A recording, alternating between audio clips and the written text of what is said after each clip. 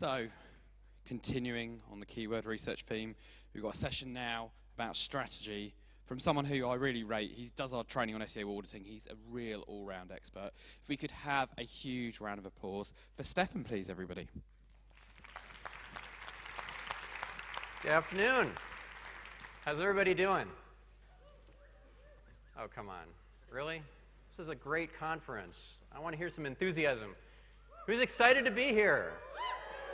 Yes. All right. So, I'm going to talk to you about the 4 critical elements for the perfect keyword strategy. By the end of this session, I promise you, you will gain at least one gold nugget out of this session that you will be able to implement next week and make beaucoup cash out of. Okay, so that's my promise. But first, let me take a selfie, if you don't mind. This is a great opportunity. This is a pretty big stage, so let's do this. If you could maybe wave your hands, smile, and here we go. Ready? 1, 2, 3. All right. Thank you. I know, cheesy, isn't it? As a little thank you, I've got a few free gifts for you for playing along. I've got my SEO bullshit detector, which has trick questions you can use to hire people or not hire them, depending on their answers. My SEO hiring blueprint, 7-step process, some SEO myths, and Chapter 7 of this awesome book, The Art of SEO. Who's familiar with this book? Yeah? Who actually has it? Who wants to have it? Like, who wants it enough that they'll come and get it? Thank you very much. You're welcome. Early bird gets the worm. But I also have a couple other books. Social e-commerce, all about how to get social networks to do your bidding. Anyone? Anyone? Wow. No, no. She's going to get it. She worked hard for that one. And Google Power Search. Okay, you get that one. That one's how to find anything in Google, including confidential business plans from competitors, Forrester research reports that normally cost thousands of dollars, and I've even found credit card numbers, files with credit card numbers with expiration dates that's not in the book. It's pretty crazy what you can find in Google. I asked, who listens to podcasts? Anyone? Great. So I got 2 fantastic podcasts for you to subscribe to, Marketing Speak and The Optimized Geek. That's me, I'm the Optimized Geek. And here's what we're going to cover in this session. We're going to go through the right and the wrong keywords, the types of searches, and how to slice and dice your keyword portfolio, knowing your target market intimately, and then finally, the keyword research tools that will do the hard yards for you. That's what we're going to cover.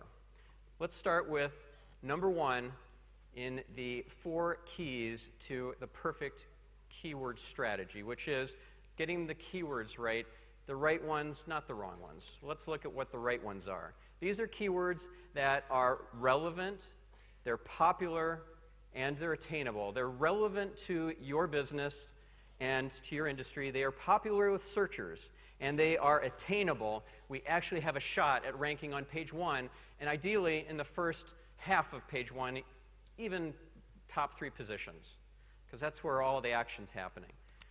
What are the wrong keywords? These are keywords where it's like a trophy keyword the CEO is fixated on, or it's a keyword that's a synonym that nobody searches on. Let me give you a couple quick examples. This is from a past client, very frustrating situation. Westpac is a big bank in Australasia, in Australia and New Zealand, and their legal department, aka the Business Prevention Department, said that they could not use the term mortgage anywhere on the website. Nope. It's a home loan that they offer, not the mortgage. That's a legal instrument. They do not offer the legal instrument, therefore you are banned from using it, marketing department. And look at the comparison here in Google Trends. Home loan is in blue there, practically flatlined nothing, and then mortgage is so much more popular. So that's very frustrating. Here's another example.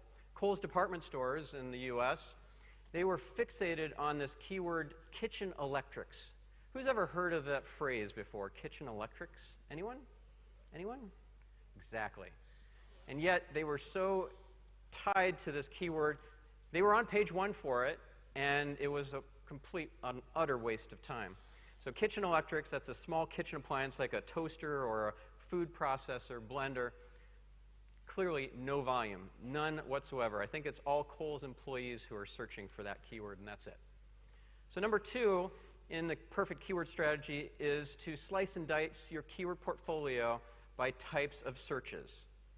There are different ways of slicing and dicing. One of them is looking at the types of searches like informational, navigational, transactional, as you just heard in the previous presentation.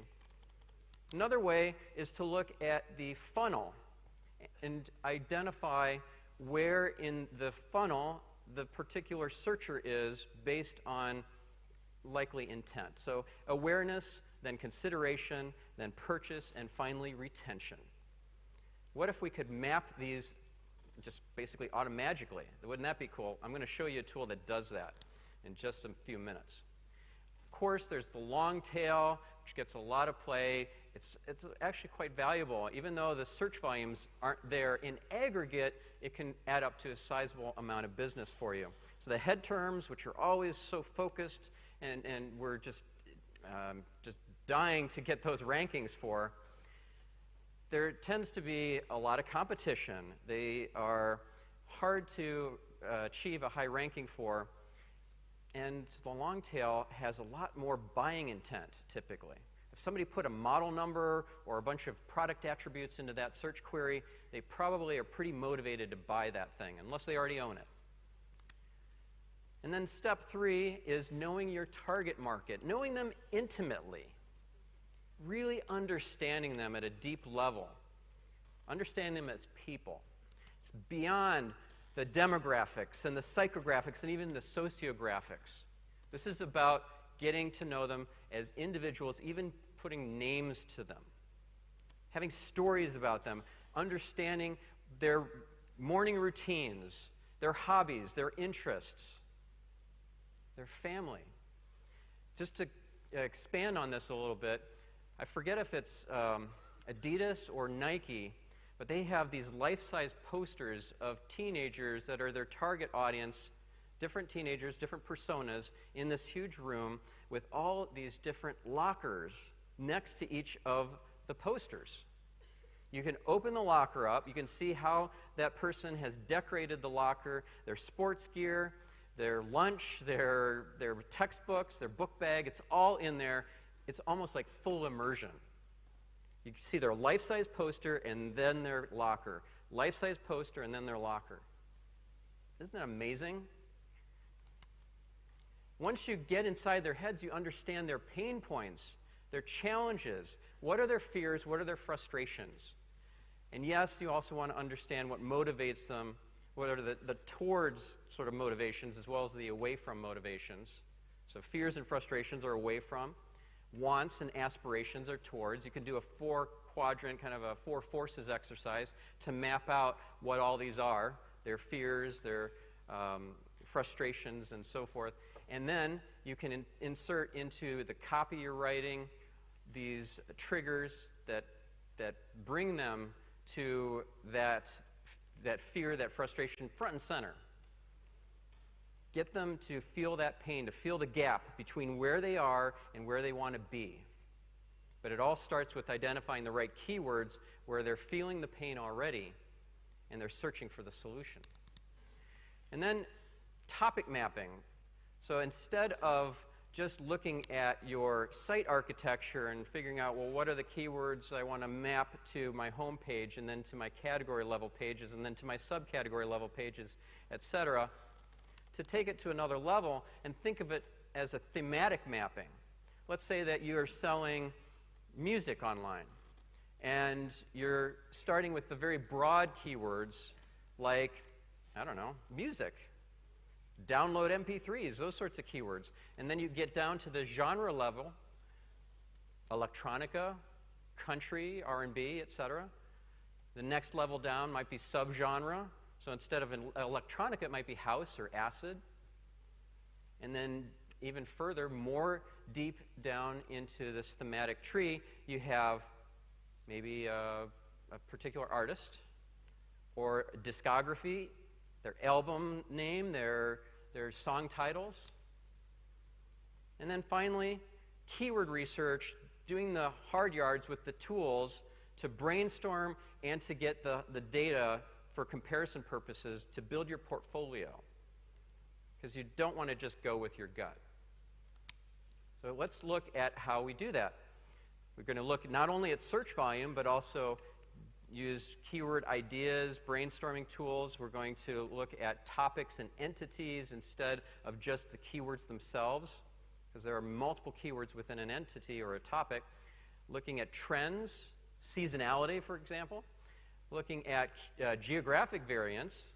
So keywords vary depending on where we are in the world. So you guys say bespoke, and I say custom. And then also looking at your competitors, mining them for competitive intelligence, looking at their keyword portfolio in ways that they didn't even know was possible.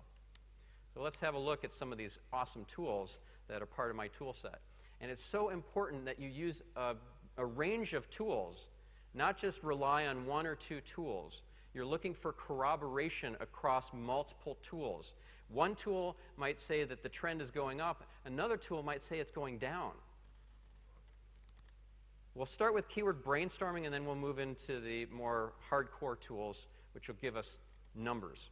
So we're just brainstorming. We're perhaps looking to create a site navigation structure, a taxonomy. Maybe we're looking to create blog posts and we need content ideas. So we just turn to Google, start typing, and we get autocomplete suggestions. That's Google Suggest. It's a great keyword brainstorming tool that's available all the time for free. And then we can take it to another level and use a tool called Suval. Who's heard of Suval? Anyone? Okay, not very many. Love this tool. It's free. Let's see how this works. We start typing, and look at that. It's pulling in auto-suggestions from Google, Bing, Yahoo, YouTube, Answers.com, Wikipedia, and Amazon, all simultaneously, and these are all clickable. Once I click on one of these search suggestions, it'll take me right to the search results of that search engine for that particular keyword.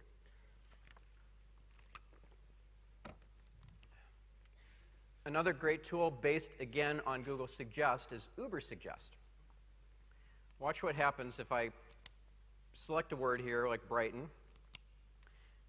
So type that in, and then it goes through, it iterates through 0 through 9, all the letters of the alphabet for the next word, collects all the 10 suggestions from Google Suggest for each of those. So it includes, by default, Google Keyword Planner. I untick that box, and now we're just getting Google Suggest data. So we see things like Brighton, and then 9th of May. Brighton bands, Brighton Beach, Brighton College, Brighton Council, Brighton earrings, right?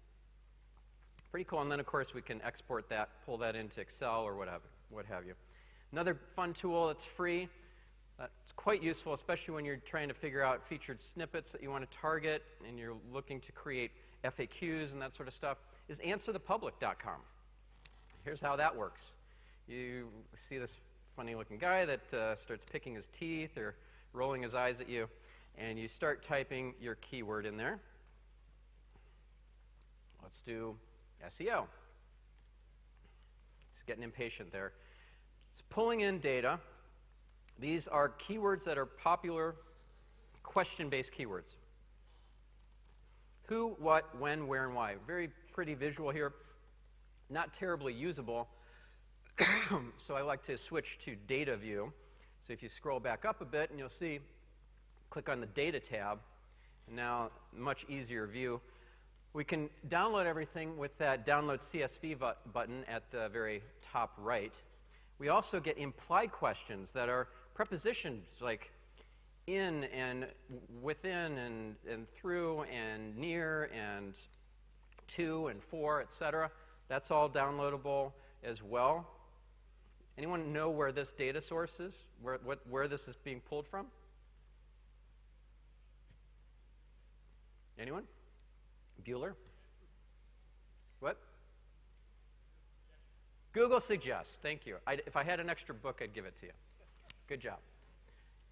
This is one of my favorite brainstorming tools of all. It's the Topic Explorer from Searchmetrics, part of the content experience suite from Searchmetrics. Let's see how this works. I put in the keyword of avocado, and now I start getting this visualization happening. The length of the line between the bubbles is based on semantic association and relatedness. These are entities or topics more than just a keyword. I can explode a keyword and see a whole bunch of other topic and see subtopics underneath it. I can see the color coding is based on the different tabs that I choose, like where in the buy cycle it is, like awareness and retention and so forth. I can also look at popularity, color coding as well. I'm going to pick guacamole here as the topic I want to explode and get more subtopics from. And then I can choose different topics to add to my list that I'm going to build a content piece around. So I go ahead and do that, and then I click on go to the content editor, which is this. And let's say I start writing an article from scratch, or I paste in an article like I'm doing right now. That's a pre-existing article I'm going to edit. And you'll see there are a bunch of keywords over in the right or the left-hand column. Must-have keywords, recommended keywords, additional keywords. Those are all based on the handful of topics that I chose. So remember, inside a topic, you have a whole bunch of keywords. Pretty amazing. And then it tells you the readability score, the SEO score, and all that, all within this tool. Now we get to the hardcore tools that are going to give us real data and not just suggestions. Google Trends doesn't really give us numbers, but it does give us percentages, so it is useful for comparison purposes. So let's see how that works. We just put in a couple keywords separated by a comma. Which one's more popular, laptop or laptops? Counterintuitively, it's actually the singular, not the plural, and that holds true month after month, year after year. Another cool little trick with this particular tool is that you can choose up here from web search, you can choose that pull down and get to YouTube search. I don't know of any other tool that pulls data from YouTube other than the YouTube Suggest tool, which is built into the YouTube search box. Look at this. This is data coming from YouTube searches, and it's free within Google Google Trends. Next, we have Google Keyword Planner, which a lot of people love to hate. Because, for one, if you are not spending money on Google AdWords, they have hobbled the tool and give you these horrible, ridiculous ranges like 100,000 to 1 million or 10,000 to 100,000. Practically useless as a tool. But even if you are spending money on AdWords, it's so frustrating because they have traffic buckets and averages, and they group keywords together and different things. You don't see any of it. They'll give you a number like 165,000. You think that's a real number, but it's a bucket number, and the next bucket up is like 215,000 or something like that. And there's no number in between that they'll return. There's a great article on Moz called Google Keyword Planner's Dirty Secrets. I highly recommend you read that. Next is, speaking of Moz, is their Keyword Explorer, which is a relatively new tool, and I love this tool.